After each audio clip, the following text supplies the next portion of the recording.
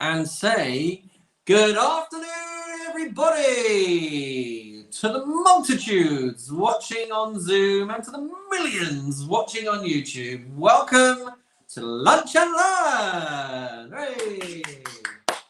We have a live studio audience and a live studious audience on Zoom. So we've got a lovely and unique session for everyone today. We're going to do things a little bit differently. I'm going to, as usual, I will spend a couple of minutes talking about the storyline of the parasha. But then, instead of, well, you never know, I probably won't keep to this. Maybe there'll be a little thought for the parasha, maybe there won't.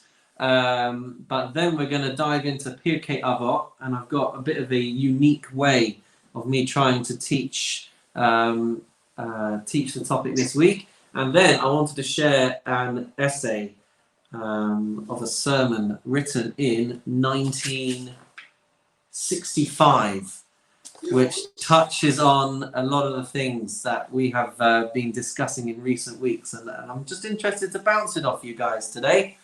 I don't think our Rabbi was around in 1965. Pardon me, sorry?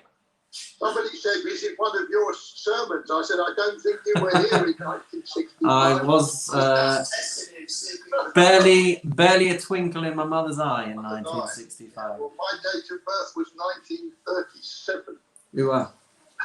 Well, I did the captioning for the wreath laying ceremony, which will be sent out the weekend, and we had Nigel Rothman's father, who was born in 1920. Can we believe? Kanai Nahara celebrated his 100th birthday. So please God, Admea ve'esrim, until 120 for all of you. For all of you, or as my father-in-law would say, until 180, but I'm happy to negotiate for 150. So here we go. Parashat Vayera, boys and girls. We have got Abraham, who is sitting outside his tent in extreme discomfort, because at the end of last week's parasha, at the age of 99, he had to perform the ever so delicate procedure on himself of bris milah. So he is 3 days into that, his 3 days after that procedure, the point at which his pain is most acute. And he is sitting in the blazing heat outside his tent looking for guests, because he embodies chesed, he embodies hospitality, and he is sitting outside waiting for people to pass by.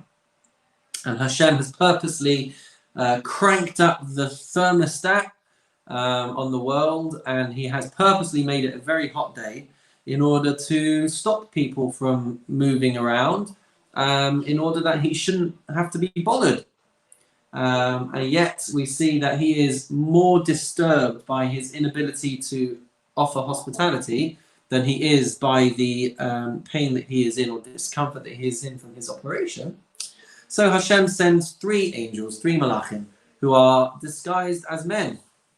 And the beginning of the parasha, therefore, is him giving hospitality to these 3 angels.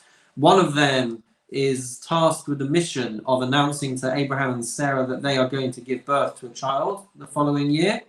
One of them is tasked with bringing about the destruction of Sodom, which is the next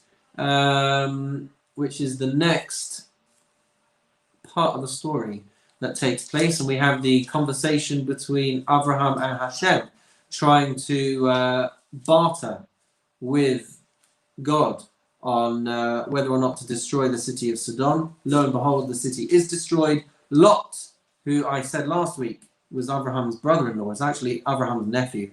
Lot makes it out of the town with his wife and children, but his wife, as we all know, looks back and turns into a pillar of salt to this day. And if you all type in Lot's wife on Google Images, you'll see 2 things. One of them will be a crag off the coast of Japan or somewhere like that, and the other is a formation on top of a cliff overlooking the Dead Sea, which is purported to look like Lot's wife. Anyway, so after that, Lot escapes. He is hiding out with his 2 daughters, and there is a very interesting incident that takes place there. His daughters get him drunk on subsequent nights, and he ends up impregnating them, and that leads to the birth of the nations known as Moab and Ammon, the Ammonites and the Moabites. And of course, the nation of Moab ultimately leads to the birth of Ruth, who is the progenitor of the Messiah himself. So out of this very incestuous, odd union comes Mashiach. So here's our little thought, and I might have said it before. We like to think that you only can achieve greatness and be a leader if you're born with a silver spoon in his mouth, and yet we see that the Messiah himself comes from an incestuous relationship. So even people with skeletons in their closet can achieve very, very great things. Then we have Sarah being abducted by Avimelech, and there's a kind of repeat of an episode that happened last week with Abraham, Sarah, and Pharaoh when they went down to Egypt. But that gets resolved, and we have the birth of Isaac. We have the expelling of Hagar and Yishmael. Yishmael, who is Abraham's son from Sarah's maidservant from Hagar. So that comes up in this week's parasha. And then the final episode of this week's parasha, the 10th test that Abraham faced in his 10 trials from Hashem, is of course the Akedah, the binding of Isaac on the altar.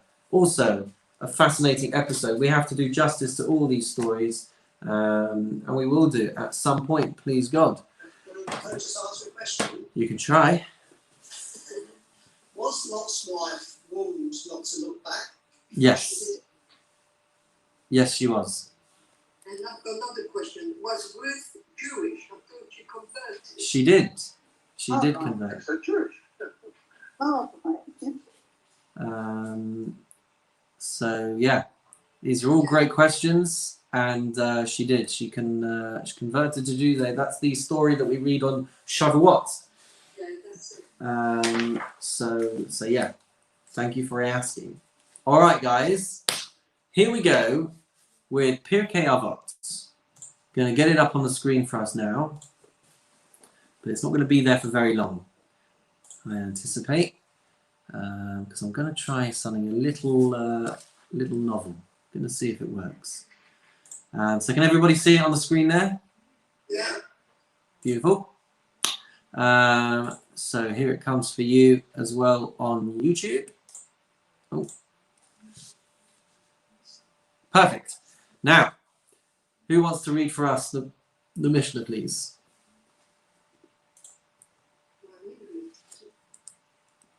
Number 3, is it? Avot 3. Beloved are Israel, in that the precious vessel was given to them. Well, you're right at the top of the screen there. No, I'm in the middle. I'm in the middle of the screen. Oh, right. Number 19 in our books, and what number is it on the screen? Number 15 there on the screen. Yeah, right, okay. Everything is foreseen, yet freedom of choice is granted, and the world is judged with goodness, and everything is in accordance with the preponderance of works. Okay, so this is the third statement from Rabbi Akiva. We've seen his other first 2 statements the last couple of weeks. Hakol tzafui. Everything is foreseen. By whom? By God. By God. V'harashus masuna. But to us, freedom of choice is guaranteed. Uvetov ha'olam nidon, and the world is judged with goodness. V'hakol lefi rov ha'maaseh, and everything is in accordance with the preponderance of his works. Well, everything depends on the abundance of good deeds, is another way of translating that. So who wants to start us off?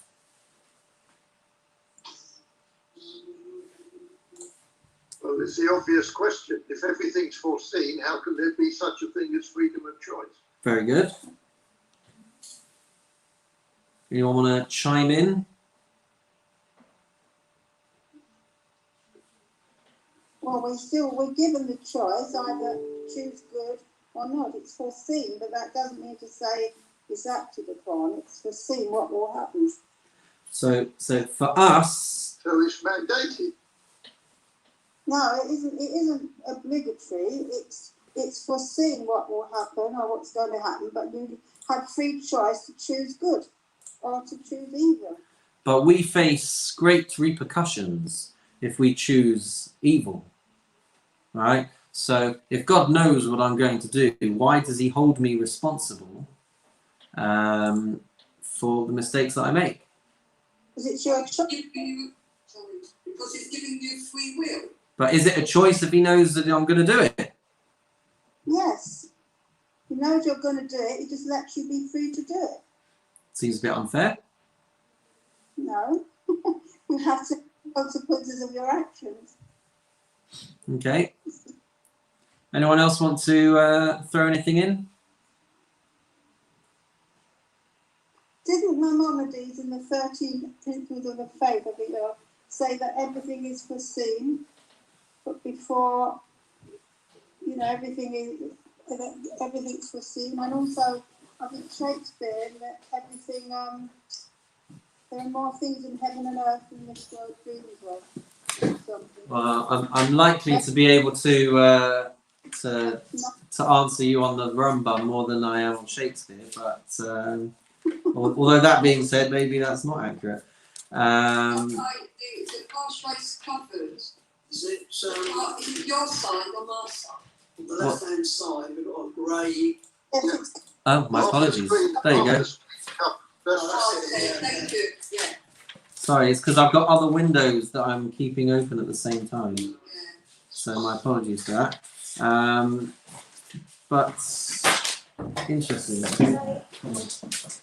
Well, our perception is finite. We can only see what's going on in this world. Ah, very good.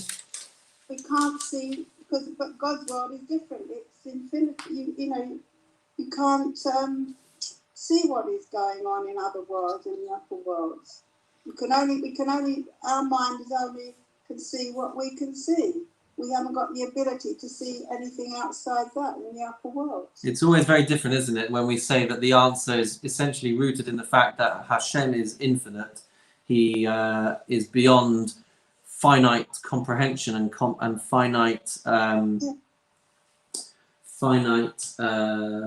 terms and understanding.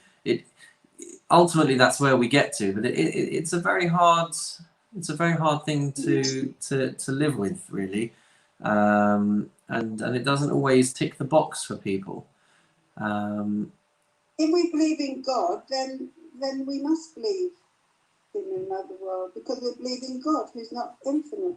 Well, that's true. That is in the If I may? Yeah.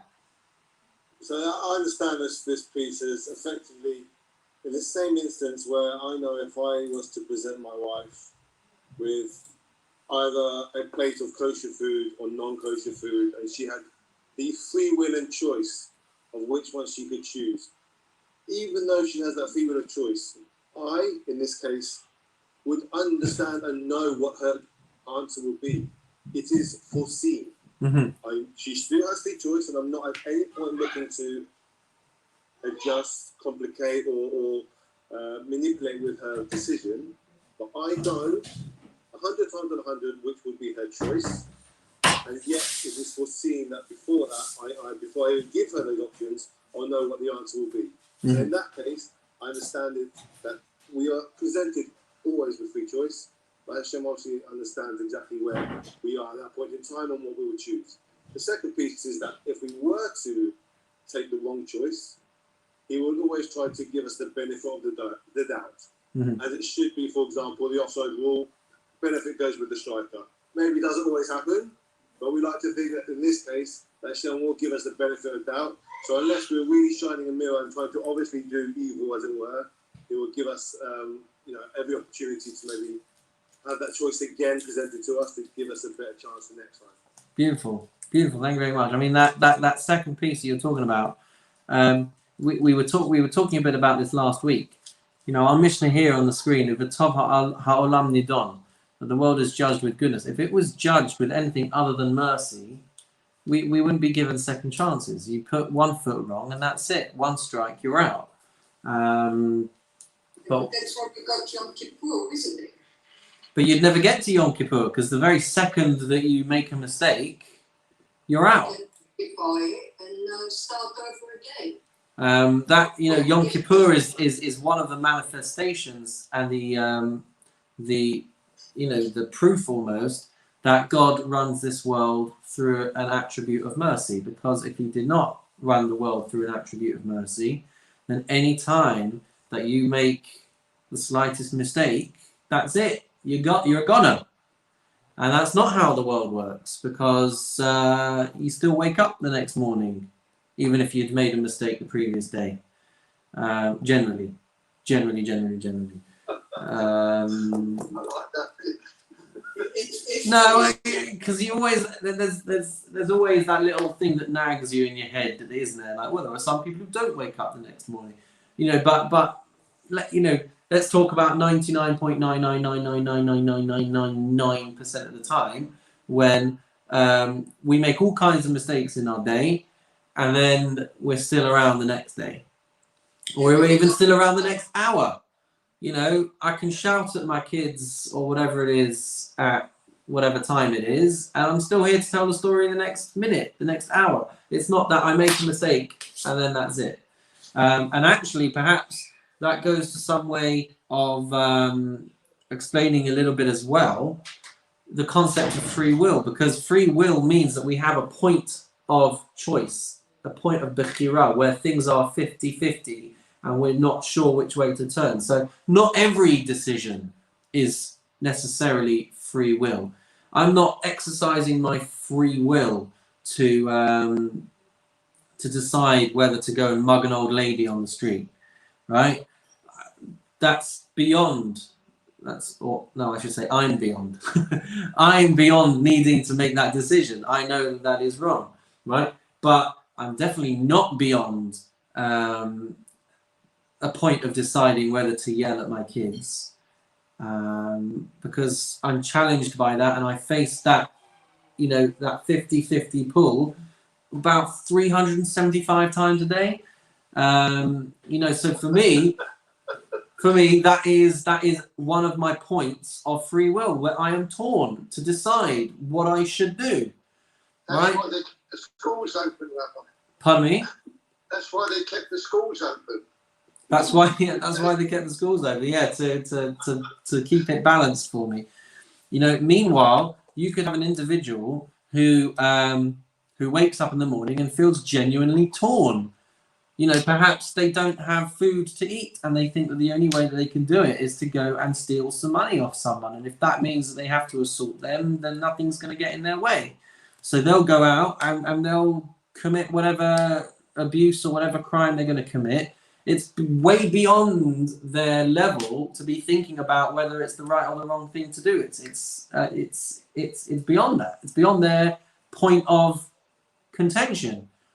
You know, or you might have an individual who is wakes up and genuinely feels conflicted as to whether they're going to be honest in business or dishonest in business. So for each and every individual, we all have our own scale. We all have our own points at which we are genuinely torn as to what to do. So when we talk about freedom of choice, there's a couple of things to say. First of all, clearly the Mishnah is not implying that we all have the choice of everything. Everybody has their own world. Everybody has their own life. Everybody has their own challenges, and within that dimension, everybody will have an area or more or multiple areas where they feel genuinely torn as to what to do. That's our freedom of choice. But anything below us, we've already overcome it. We're not doing it by choice anymore. We're doing it by routine. We're doing it by habit. Anything that's beyond us, we're not looking at it. A person could, you know, I'll plug. It's a good opportunity to plug the Shabbaton at home this week, right? Joining up with the Worldwide Shabbat Project. So when this started, what was it, 5 years ago? The Shabbat Project Worldwide started in South Africa. They wanted everybody to keep Shabbat for 1 week. Give it a shot. Why not? And you will have people who will turn around and say, well, I already keep Shabbat. It's not a challenge for me to turn on a light switch. It's not a challenge for me to turn my phone off. It's not a challenge for me to turn my TV off. So free will for that person is already way below them, right? Then you'll have people who it's too far above them. It's not even a choice. Of course I'm not going to join in with this. There's no way that I'm going to give up my phone. There's no way I'm going to give up the internet. There's no way I'm going to give up TV. It's Shabbos. It's Saturday, man. That's what I need to do to relax, whatever it might be. So that might be something that is way above and beyond a person's point of free will. But then you've got that bit in the middle, which is really what the Shabbat Project was aiming for, which are the people who, okay, let's try something out here. Let's actually, let's not cook our food on Shabbos. Let's cook it before Shabbos and leave it to stay warm over Shabbos. Let's make sure that our lights are set up before Shabbos so that we're not turning them on and off. Let's play board games instead of playing computer games. You know, things like that. The micro decisions, the points at which people were actually torn. That's the point of free will. That's the Nukudat HaBechira, as we say in Hebrew.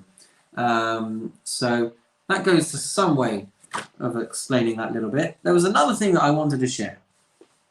Right, and this is where the novelty is going to kick in.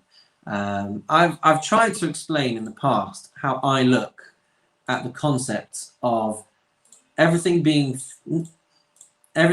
foreseen on the one hand, while on the other hand, people still maintaining the choice.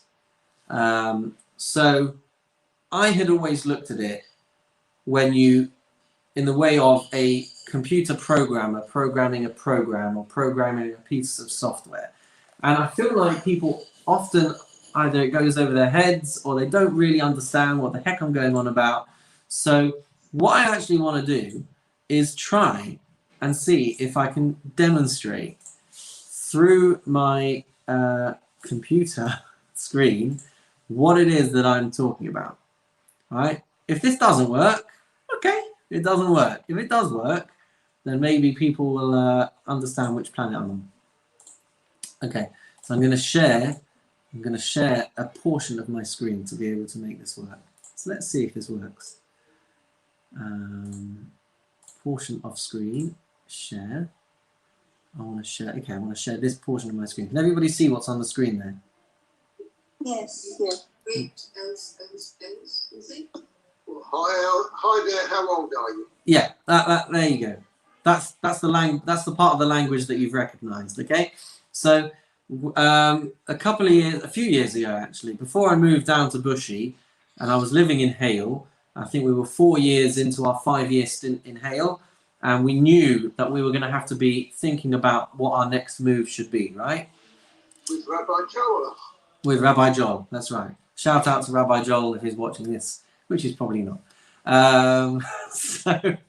So I was faced with a crossroads because we didn't know what opportunities were going to be available to us in the communal rabbinic role. And so it was important that I should have a backup option. And in my other life, I'm pretty good in the graphic design and subsequently web design realm. So I took a course to learn about computer programming and web design so that if I needed to, I've got that skill set to fall back on. So that explains why you're looking at this screen in front of you, because this was from a course that I was taking, learning how to program, learning how to write software, and then ultimately to develop websites as well. Okay, so what you're looking at is a language called C. And without going into all of the explanations of exactly what you're looking at, Go on. Pardon me? You go on. Is that Yanir? Yeah. Yeah, exactly. Yeah. You're like this. You know what's going on here. All right. So what you're looking at is the language that has been written, that has been coded, that when you run the program, it does what you're commanding it to do. It does what you're telling it to do. Okay, so the reason why I show you this is for the following reason. Okay, if we were to play this particular little program that I have created, okay, so I'm playing the wrong one. Why is it playing that one? Don't want it to play that one. I want it to play. Let's play this one. Goodness me.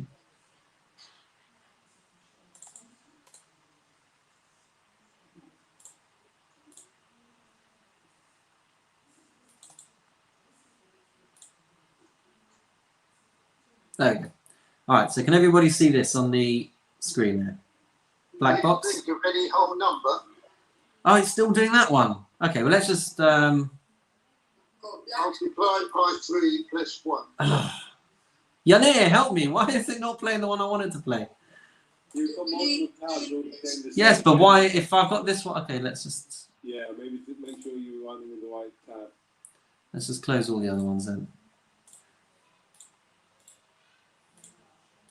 All right, so this was the baby steps. No, it's still playing it. Have you compiled it or have you linked it? I've tried to. It's a long time since I used this software. That's hilarious. How it's now not doing the thing that I want it to do. All right. There's a computer, Rob. It's If it does what you want it to do, it does what it's got a brain Okay. of its own. so let me see if I can explain this without the actual thing that I wanted to show you. The application free will. So on the screen here is a list of instructions. When I play the program, it comes up on the screen. It will ask you the question, hi there, how old are you? At which point you can put in a number. Okay, you can put in any number you want, and then depending on which number you choose to put in, it will give you a set response. So if you put in a number that is lower than 30, so let's say you write you are 29 years old, or 28 years old, or 27, 26, 25, 24, 23, right? If you write any of those numbers, then it would deliver you that message, right? If you put in a number that falls between 30 and 49, then it will give you that message. If you put in a number that is 100 or 101, it will give you that message. And if you put in a number that is over 101, it will give you that message, right? So the point is that when you are running this computer program, whatever you end up choosing, there is a response that is prepared. So from my perspective as the designer of this program, I can see all of the possible eventualities. I have designed a program that whatever you put in, it is going to give you a response. And I know what those responses are because I have written the responses. So from your perspective, you are choosing a number. You don't know what's going to happen if you choose that number. I do. I don't know which number you're going to choose, but the point is that whichever number you choose, I know exactly what will happen. If you choose 49, it's going to give you this message. If you choose 101, it's going to give you this message. I don't know what you're going to write in. You might be 76 years old and you might lie and you might say, I'm only 4. Well, that's fine. Whatever you put in, my system is going to cope with it. So that is how I look at this paradox of Hashem knowing what you're going to choose and you being free to still choose it, because he can see all of the eventualities, because he has coded the entire world. He has designed everything, so he knows every single knock-on effect of any decision that you choose. So let me play you this one, and then I'll show you the code for it. Okay, let's work on this one together. Hi there, I'm going to guess your number.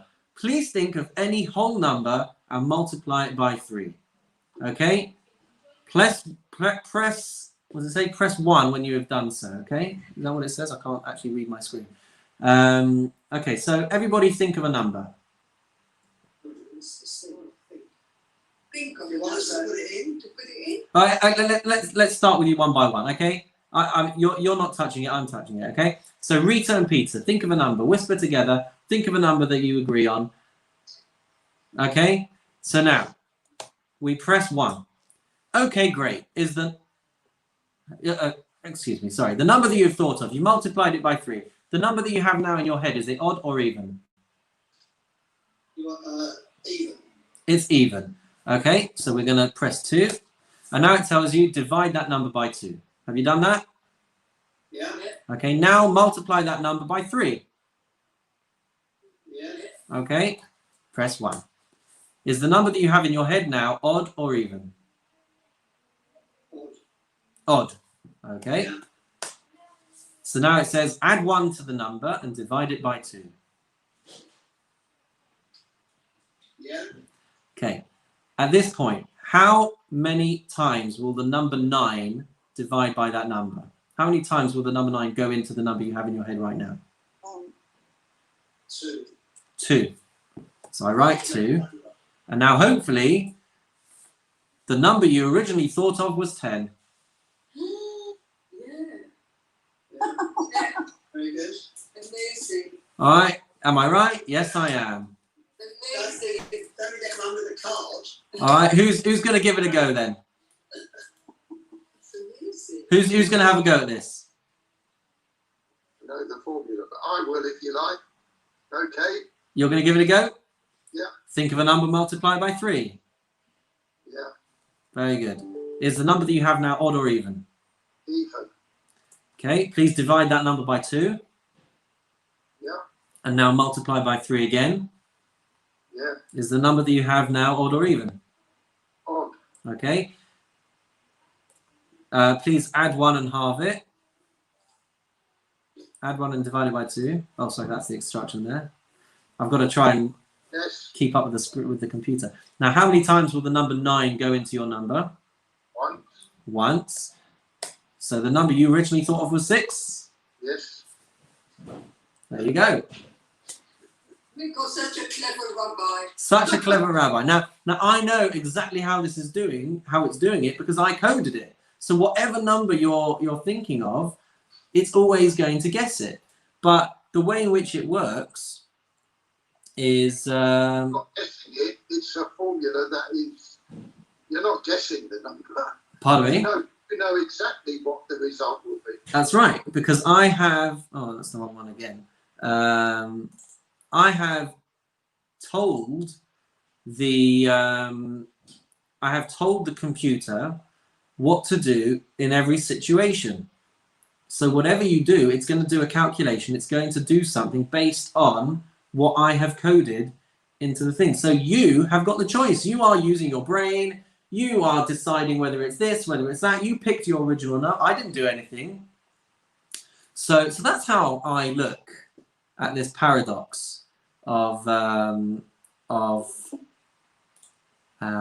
that's how I look at the paradox there of how it can be that God knows what we're going to do, but we still have the freedom of choice when we are presented with a situation. So this is the code to play a game of blackjack. Okay, I'm not going to tell you what you need to choose, but I know that once I run the program, yeah, I know that you are going to be free to do whatever you want. This is the randomly assigned set of cards. Okay, if you don't believe me, all right, there's code in here to randomly assign you a card, which is based on this part of the code over here. So it's going to choose cards for you, all right? And then once you've got them on the screen here, this is your world. As far as you're concerned, this is your world. This is the choice before you, okay? So the sum of your cards right now are 20. Do you want to stick or do you want to hit? Stick. You want a stick. So do we want more cards? No, we do not want more cards. The sum of the computer's cards now, which were randomly allocated, are 20. There you go. Computer and player get the same score. Yay. Everybody say yay. Do we want to play again? Yes, we do. Ah, now the computer has 5 and I have got 12. Do I want more cards? Yeah. Yeah, why not? Let's take another card. I've taken another card. All right, now the sum of my cards are 18. Do I want a stick or do I want to hit? Stick. You want a stick. Of course you do. All right. So there we go. Now the computer's cards add up to 21. The computer wins. Oh, well, never mind. You win some, you lose some. As far as we're concerned, in this world of blackjack, I'm presented with a choice. I make a choice. And then the world reacts to my choice. But all of the reactions are already coded in this game. There is nothing that this game can throw at me that is not already coded into the system.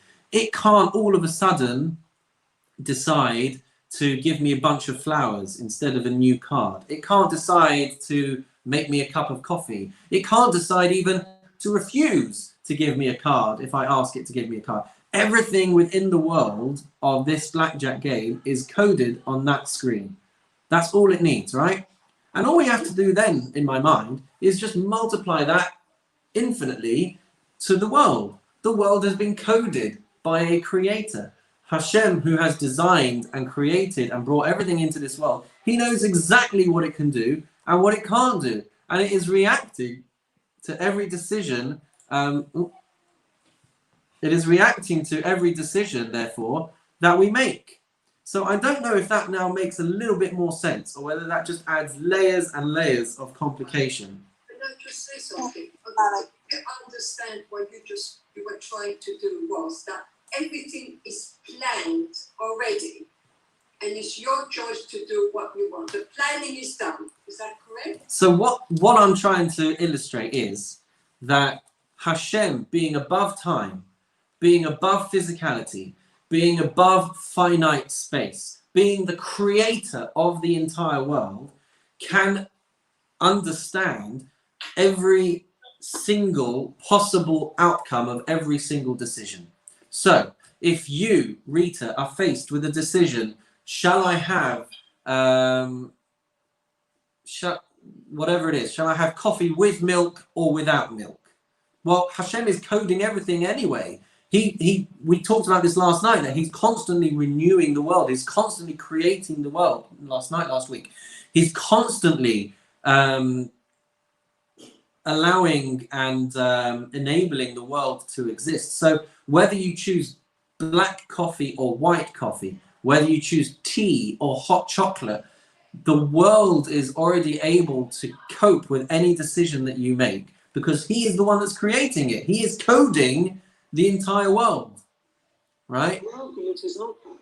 The argument, with respect, last week was about whether somebody who is able to give such a wonderful gift of freedom should be allowed to give such a gift of freedom without being able to accept that there is a responsibility that comes alongside it. And that responsibility is that if the freedom you've given to someone is going to be used in such a terrible way to cause such mayhem amongst whatever, then should that person have that right to freedom? And would a fair, the sort of Hashem, would he sit there and say, yeah, no problem, let's give a few Germans this idea of freedom, they can choose whatever they want, it's not a problem, because we've given them freedom, marvellous. Now, you could turn around and say that's our fault, it's their fault, that isn't the point I'm going to. There can't be, in my mind, freedom without responsibility. If you're going to give freedom to the whole world to go and do what they want, and say, actually, we've coded it all in, and if you do take a terrible, terrible decision, no problem, because we know what's going to happen, obviously, we coded it all. And I'm not saying it's all right, because I'm Hashem and I know it's not all right, but however, we will not stop people doing it. No. This is scary. So there's a couple of things to unpack over there, because number one, when you say responsibility, you're saying, is it not irresponsible of Hashem? Is that what you're saying? Is it not irresponsible of Hashem? I would never use use those words because I don't think it's appropriate. No, Let's let's. where I would go with the word in it. But is that the sentiment that you're trying to express? No, because he can be. If he has created, if he is war as you've just described him, then I know that he can't be irresponsible. Therefore, I have to think that this was that there's more to this than somebody who's got nothing else to do who's irresponsible. No, that can't be. However, I see on the other hand, if I'm right, and that is not irresponsible, then he is responsible. And if you're giving freedom, there is a responsibility that you must also give with that. Otherwise, you're going to end up with an awful lot of people dead in Germany. Inexplicably. You're afraid to hold God accountable. I don't think God. I don't know because I'm not clever enough. I am clever enough to think that it isn't just a mistake. He didn't wake up on Tuesday and say, "Hey, you know what, guys? No, he doesn't make those sort of mistakes." Therefore, I have to assume. One can only assume that he has he is responsible because he wouldn't do it otherwise. And if the freedom that he gives comes with the responsibility that we've just agreed he has to have, because that is the way the world works, then it's inexplicable. So actually, everything after that is really neither here nor there. It is an inexplicable leap of faith, which is where we keep coming back to. So We're going to have to leap into this and believe. let me give this a go. Actually got it right and knows what he's doing. Because there's no other explanation. Let me give this a go. If he is giving people free will, then he is giving them that responsibility. Can't work. Oh, That's illogical. That's illogical. In all the seminars, in everything you have done in your life to become a rabbi. Hi, gorgeous. hello. Oh, here. I'm just waving at him. Whose grandson can that be then? Also, hello. He's here, by the way. also, No, yeah, no. sorry, I'm That's interrupting. not what I'm saying, Rabbi. I'm sorry. Okay. You're taking it much further than I am.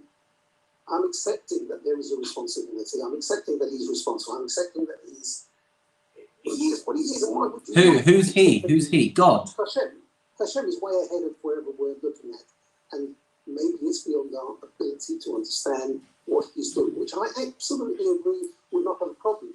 My problem comes, Rabbi, when you explain it as if it is explainable.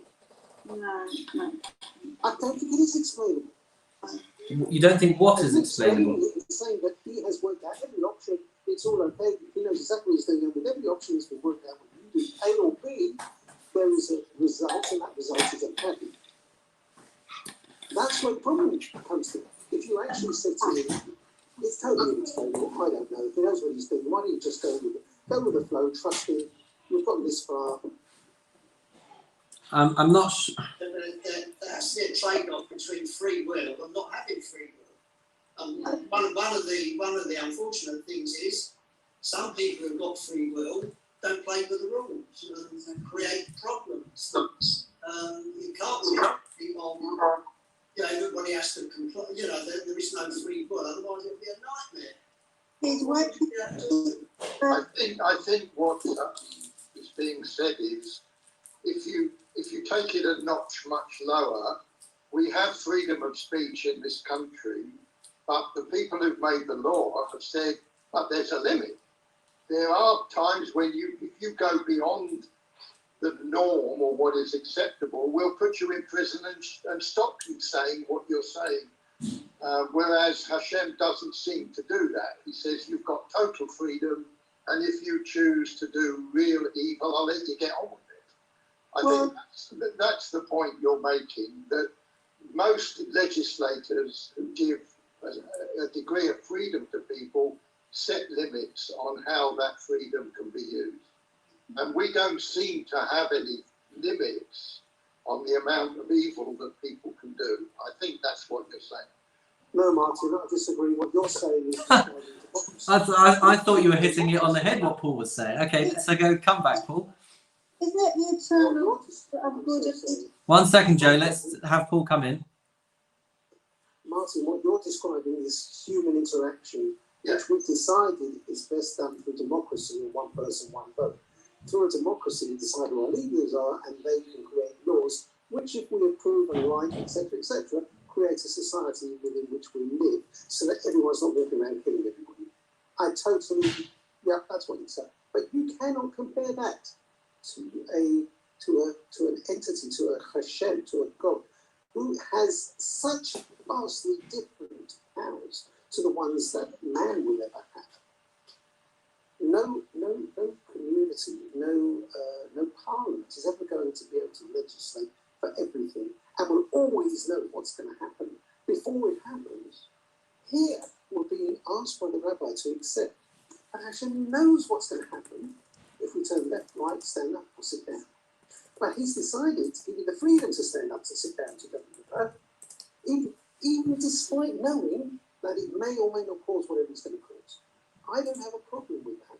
But I think the more you go down the road of saying that, the less moral sense it makes. But then you do have a problem with it. You do have a problem with it. You say you don't have a problem with it, but then you spell out the logical ramification of it, which you do have a problem with. So it is okay if you want to say that you have a problem with it. I just want to say something very difficult for non-believers to accept what Paul just said. It's very difficult, and I understand that. I want to just go back because Claudia was trying to chime in before you, Joe. I'm really sorry. Claudia was trying to come in before and then didn't get the opportunity to. So, Claudia. No, that's okay. Apologies for arriving late, and I've got to go in a minute. You've got a tiny window then. Tiny window of time, but enough time to say. And I've been listening and sort of caught up with where you're at. But one of the things I've always struggled with is that you always say that we have free will to make decisions for ourselves, but yet there's a real conflict, I think, between free will here and autonomy, because I don't believe we have autonomy. And I think there's a real distinction between the two terms, whereas usually there isn't. Usually free will and autonomy are wound up in the same thing. But yet the decision to make, you're saying we have the free will to make decisions for ourselves, but they're not autonomous decisions. And that's right in Jewish law, isn't it? Can you help me understand a little more where the difference between free will and autonomy is falling? And well, there shouldn't be a distinction between free will and autonomy. Mm-hmm. But yet everything I've read on autonomy in medical law, autonomy in medical law and then Jewish law, says that whilst we all have free will, the decisions are predetermined, and that's what you were saying before, you were demonstrating that by coding. Mm-hmm. But yet we haven't got those decisions to decide for ourselves what to do. It appears, I know this doesn't make sense, but it appears we do, but I do not believe we do. So that's interesting. Is that because you reach a point at which things are either not available as a choice? Yep. As in, a person has a choice whether to kill, but Hashem is not really giving us a choice to kill. He's telling us don't kill, but a person is nonetheless choosing. So you don't have the. Would I be right in saying like this? You're saying we don't have the autonomy to say what is right and wrong. We don't have the right to choose what the right thing to do is. We just have the choice to do what we do. Is that kind of what you're saying? As in, God has told us that you have to eat kosher food. So actually, we don't have the autonomy to determine what is kosher and what's not kosher. We don't have the autonomy to say eating non-kosher food is okay. Yeah. So we have the. Okay, so We don't have the choice to develop the system. We have a choice to work within the system or work outside of the system. I don't. We always have a choice whether or not to work within a system or without the system. But once you decide to work within the system, in other words, okay, so I'm going to do everything that's commanded of me. Right. There is no such thing as free will after that, because it's already predetermined, which actually is sort of what you're saying, isn't it? So if you invest in following everything that Hashem says, or some of it, or most of it, or whatever, then free will doesn't exist. What you say, once you've made that choice, and if you stick to it, then you have to stick to the rule. I suppose at any time you could go outside of the rule. So perhaps what I would say is as follows: is that if wherever temptation exists, free will exists. See, I've already take me as an example. Okay. I bought into a system. I bought into wanting to do what Hashem wants me to do in this world, but I'm still tempted to make decisions that go against what God is expecting me to do. Can you explain? So okay, so you bought into it. Yeah. You might have temptations. You'll always resist those temptations. That's not true. But okay, why do you think you have autonomy then? Why do you think you have free will? Or I know you say that free will and autonomy are one and the same. Because I experience wherever my point of right and wrong is, and I appreciate that. I agree with you that I'm allowing God and I'm allowing the Torah to guide what that yardstick is, but I will still experience moments every single day where I feel conflicted, right? God tells me that I'm supposed to pray every morning, yeah? God tells me that I live in Bushi and my nearest minyan is in Bushi. I'm supposed to pray in a minyan, right? Obviously before this morning, right? I'm supposed to pray in a minyan, and yet every morning when I wake up and I'm exhausted, I face a choice of whether to go back to sleep and wake up slightly later, or to get up and make sure that I'm in shul for the minyan. That's on a personal. Now, other people don't have that choice. Some people, their body wakes them up anyway at 5 o'clock in the morning, and they're not going to be going back to sleep. So it's a no-brainer for them because they'll just go to shul. They don't have that same package of problem that I might have, right? Some people, it's not even a choice. They're not going to go to shul. They set their alarm for 8 o'clock in the morning, and that's the end of it, right? But where my life is, where it falls, I know that Hashem expects me to be in a certain place at a certain time, but I feel conflicted. I have a tension of choice of whether to get myself up and in shul on time, or whether to not get myself. So whereas I will identify as somebody on a journey where my system is being guided by Hashem, I nonetheless feel a tension of needing to choose whether to do what Hashem is hoping that I will choose, or whether to not choose that. Does that explain anything? Does that resonate? Understand where you're Has Claudia now gone? She said she had to run. No, I'm here. No, I'm here. I didn't have you on the screen. There's another way of looking at it, in that if God said to us that you do it my way and no other way, Yeah. it probably lose a lot of us. Because we'd be so tempted to do other things. So it really comes down to, well, I have to give them a bit of leeway and sort of give them a free will and hope they come to a common sense conclusion to follow the way I've laid down. Surely that's the... And just to add to that as well, Peter, if Hashem was to present before you in a completely undeniable, incontrovertible way, and you saw whatever you saw and you were like, that's it, Hashem exists, I know I have to do it.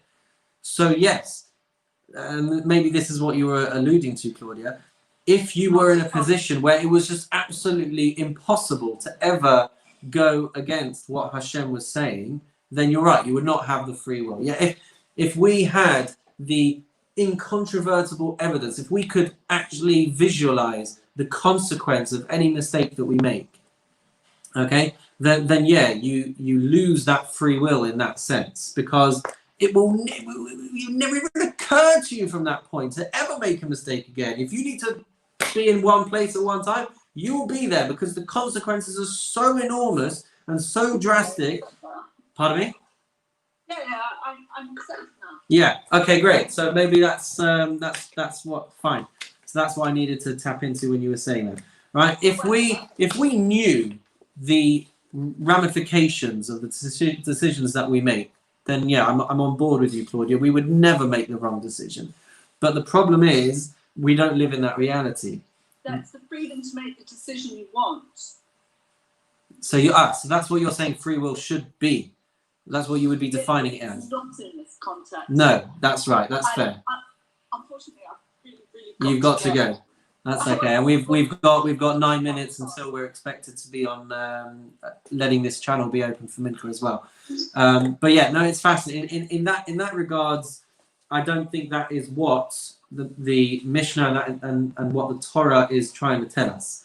We don't have the freedom to choose what we want. I mean, we do. We have. Okay, put another way. We have the freedom to choose what we want, but there is a consequence to our actions, and that perhaps I needed to spell out about an hour ago. We have the freedom to choose whatever we want to do, but there is a consequence to our actions. Hashem gave us the free will because he wants us to choose, and by choosing correctly, we get rewarded. And if we choose incorrectly, then we face repercussions, and that's where the point of responsibility lies as well. It's not just that there are no consequences to our actions. Hashem wanted to create a world in which we could just experience the glory of Hashem and have the relationship with him in this Garden of Eden reality. But he also understood that it's going to feel better for us to earn that than it would be to just be given that, which is why he needed to create a world in which we could make a decision. We could have probably talked about this an hour ago, and maybe we'll pick it up again next week. Do you know? But may I ask you if you feel that it would not be much easier for us if we had a clear understanding of, say, rational morality, on which to, based on observable facts and logic, that we were able to use as a guide of which one of these choices is right or wrong, other than stories in the Torah, other than hundreds and thousands of years of people rediscussing and coming down as they have. Isn't everybody looking to try to find a rational morality on which to base their lives, on which to base the decisions that Hashem is offering us? by saying that, do you mean wouldn't it just have been easier to tell us what we need to do and the reason why we need to do it? No. No.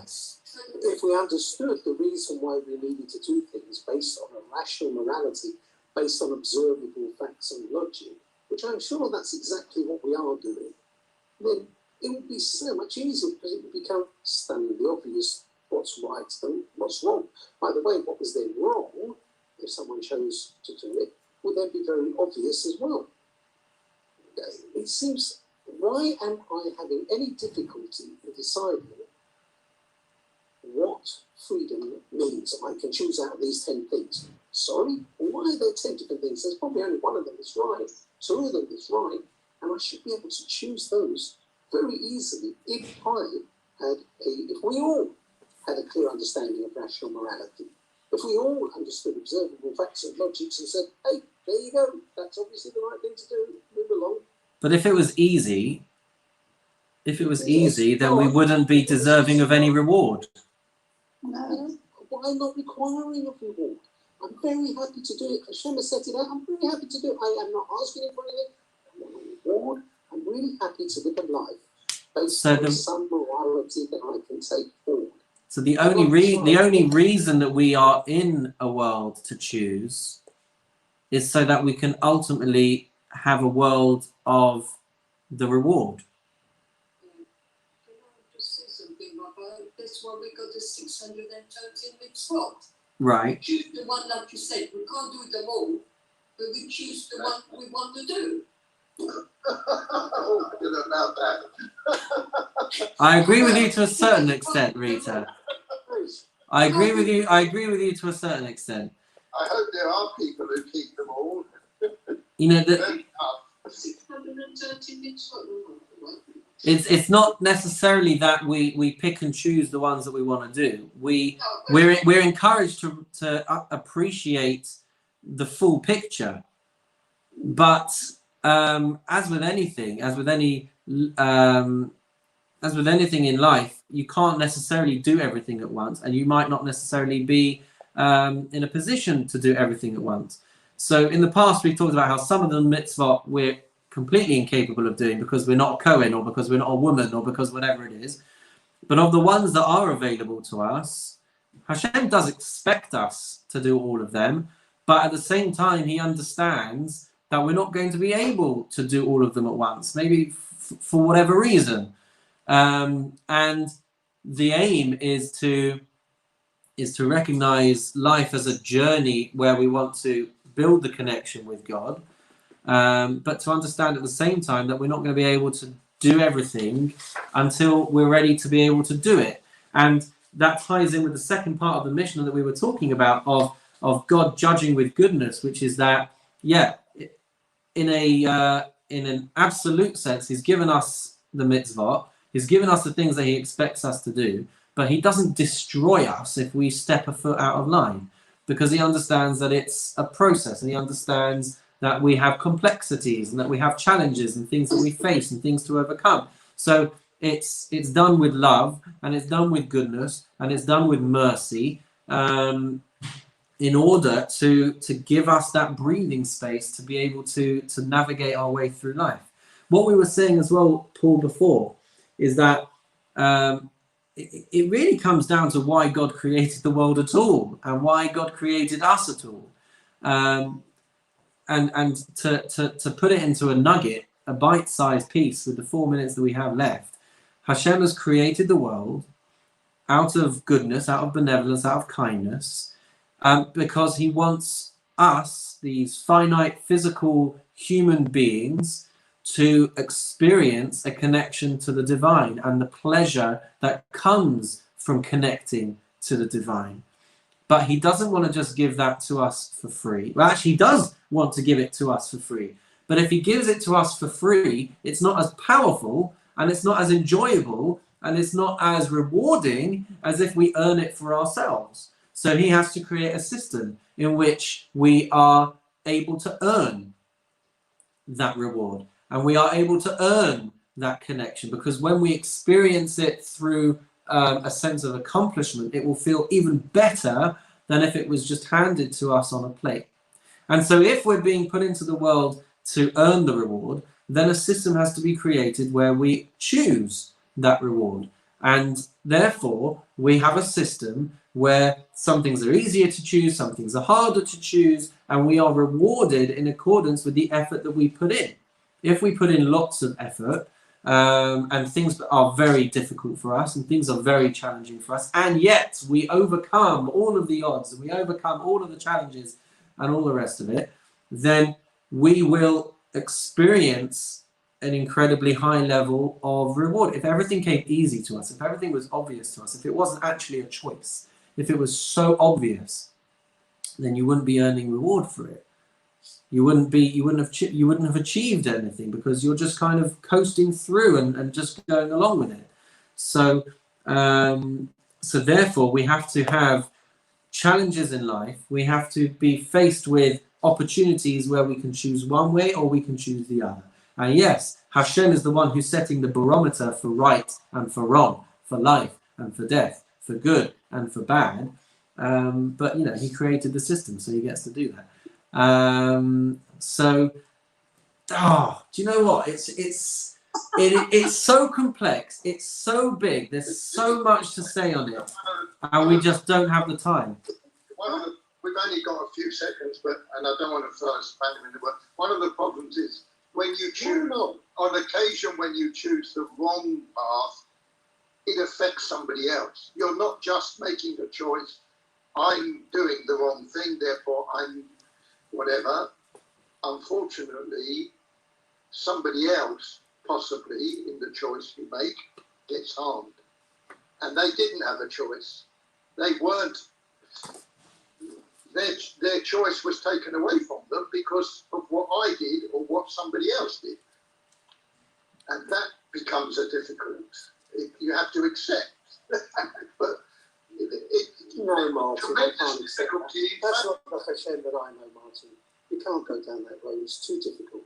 If you're saying that you, by doing something like that or affecting somebody else's life and taking their right to whatever it is away, no, that doesn't work. And also, it doesn't really work to say because we haven't, over the years, man has not obeyed all the commandments. That's why bad things are happening.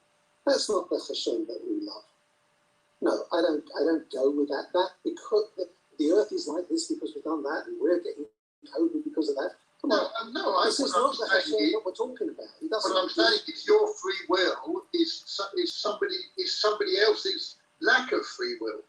I'm not trying to justify anything. What I'm saying is, if I take a knife out and stab you in the chest, I've got the free will to do it. If you're standing there passively, you didn't have a free will to say, okay, that's what you want to do it. And we have an effect on people, and it's very difficult to, I'm agreeing with you, it's very difficult to accept that if Hashem gave me that free will without restriction, I've got free will to inflict trouble on somebody else who had their free will taken from them. But it's a problem I think most of us have. And so it comes back around to our original few words that free will without responsibility is very difficult for us to understand. Yeah, I'm agreeing with what you're saying. And it's a wonderful If I may, I'm so sorry to interrupt. It's 1:15. Yeah. We can come back to this in 10 minutes or so, but I'm going to have to allow Mincha to take place now. So we can if for people who are still here in a few minutes, we can pick this up again. For the broadcast to YouTube, we're signing off at this point. Wish you a wonderful, meaningful day.